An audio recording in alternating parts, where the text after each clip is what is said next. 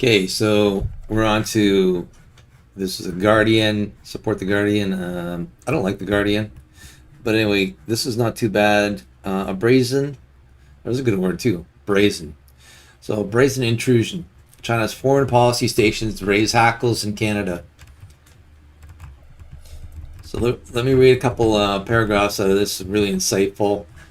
So the alleged aim of the stations is to force citizens to return home to face China's justice system. In June, China's Vice Minister of Public Security, Heng Wei, said that in the past year, the government had persuaded 210,000 people to return, okay, get this, to face charges for telecom fraud. How did they do that?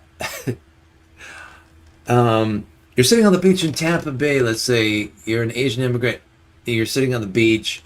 CCP agents come up to you and go, how would you like to come back to China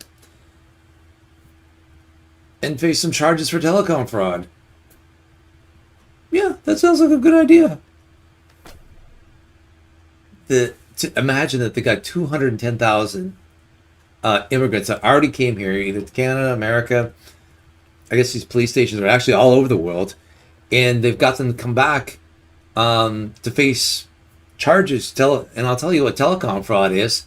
It's just simply if you have a phone or if you have like a laptop or whatever your device, and you put up a VPN because you're like in a firewall, you can't get out or contact anybody outside. So that's exactly what they did. Is try to contact people outside of the country of China. And that one thing is called telecom fraud. It's really no crime at all. So if you can imagine, that's crazy. That's a ton of people that they were able to get to do that. They can't, did they go willingly? I don't I would imagine they would have to go willingly, no? Because it's not legal to like just grab somebody off the street and take it to China, I don't think. So that's kind of a question in my mind. I don't see anybody being convinced. So they must have been extorted. Again, the concept of extorting. You have family and friends in China. We're going to like kill them, torture them, whatever, if you don't come back. So maybe that's what it was, partly. Here it says, police didn't take it very serious. So yeah, they don't even have police helping them at this particular point. And that's why it's important. What we're doing here, and I'm going to show you how to do this, is to contact your representative. And that way we can get the police on this, because if they get something, they have experience with this and they start to do something. Because here it said they would just tell us this it's just a family feud. Doesn't make any sense. Or something that didn't merit investigation. That's not important. And that's the most insidious, there's that word again, part of this. The naivety of the federal police of them not taking it seriously for so long. And so that's where we can come in, and I'll show you that in a minute. See if there's anything else here. That's pretty much all I want to show you on this. Okay, so we're going to go to the next one. What was that? This says, got congressman warns Chinese police stations in the United States. How have we allowed this to happen? That's a good question. They went, I wonder how. So let's see, I highlighted a couple things in here. So it's rare to find someone who hasn't experienced at least one low-level form of digital harassment from CCP agents. They buy our politicians, multinational organizations, companies, and in some cases law enforcement. So it's like on a local level. So like I knew about, it's highly publicized about, like in my first episode, the Biden bribery. Here they are on a local level, which I actually need to know more and more about. But here it is. So they use muscle and threats instead of persuasion. And like the mafia, they aren't afraid of making people disappear. So does that connect with the 210,000 people? They just kidnap them. They have their own plane somewhere in Canada or United States that don't get checked for. I don't see how you can get away with that, but they make people disappear. So what is that? Assassinations? That's interesting. I don't know. I'm just speculating here. So this is the rest of the article. I want to post all these articles. I picked the best stuff out of each article, basically. So, okay. So, as you know, yeah, I just want to say this. I just want to leave it. I like this picture here. So, let's leave that there for a minute.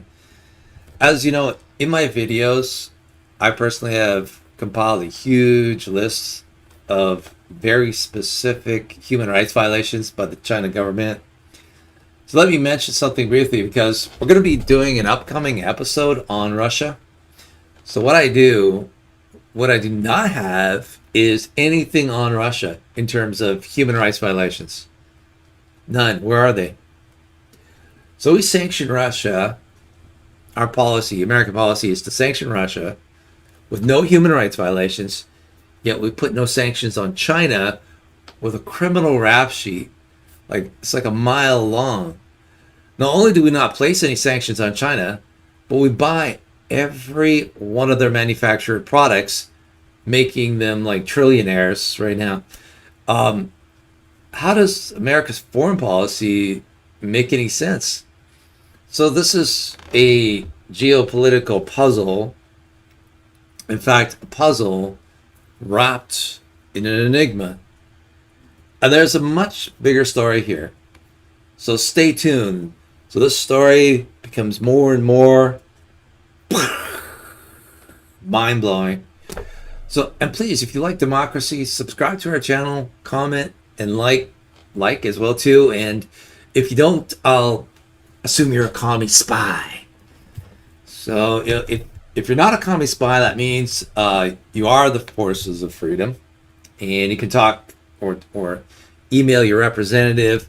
I'll provide a link at the bottom. You just put your zip code in here. Here, let me show you. Okay.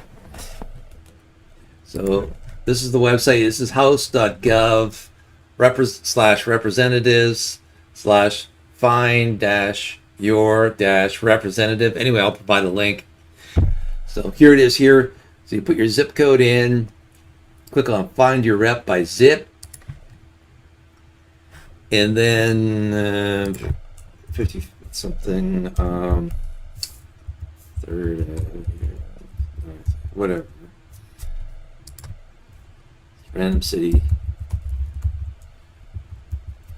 I don't actually live there. I would never live in a dump like, anyway. So yeah, here it is. Boom. So that's his area right here, all the way up to Lakeland. Who is this guy? This is C. Scott Franklin. So he goes all the way to Lakeland, all the way down to Coral Springs, this whole section here. So yeah, you can, so where do I go from here? I think we just, oh, here it is. Click on his name. We click on his name. What do we got? Scroll down. Here's a contact us.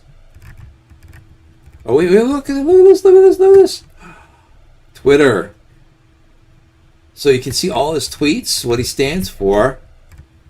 I mean, why do you need campaign contributions if you have all this information on here? Everybody's on, website anyway. So I can follow him on Twitter if I want to. Boom. So there you go. That's another way to contact him. I'm sure there's more traditional methods of doing this. Do I want to follow his page? Of course I do. Follow him. And what else? Here's contact. Request an appearance. How else can I contact? Is there any other way here? Contact. Oh, here we go. So if you want to do more traditional, just fill out this form here. You put your name and all that. You click on next page, and you probably fill in whatever it is you want. You can just simply email him if you wanted to. But yeah, I recommend following him on Twitter and on Facebook and letting him know how you feel. You heard about Chinese police stations, and police aren't taking it seriously. You've been hearing about Congressman James Comer's investigation into Chinese election interference. You support that. I support freedom of speech, should be absolute and not censored. Any of them, whatever it is that you want to say, you can say to them. So hey, thank you for watching today's video. So tell me, Joe, what do you think of today's episode? And by the way, you know, I sit on the stand and it get hot. I got hairy legs that turn turn blonde in the sun. And the kids used to come up and reach in and pull and rub my leg down so it was straight, and then watch the hair come back up again. They look at it. So I learned about roaches. I learned about kids jumping on my lap. And I've loved kids jumping on my lap. Well, thank you so much for your vote of confidence, Joe. I guess my video really inspired you to let loose your inner stream of consciousness. I'll take that as a compliment. Maybe I should put a warning label.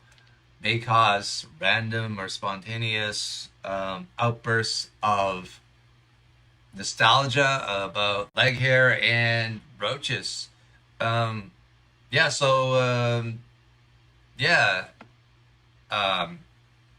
so while my brain continues to process the previous information, thank you so much.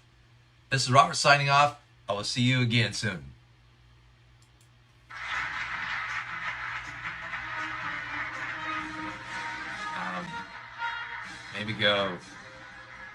Maybe go through the flag.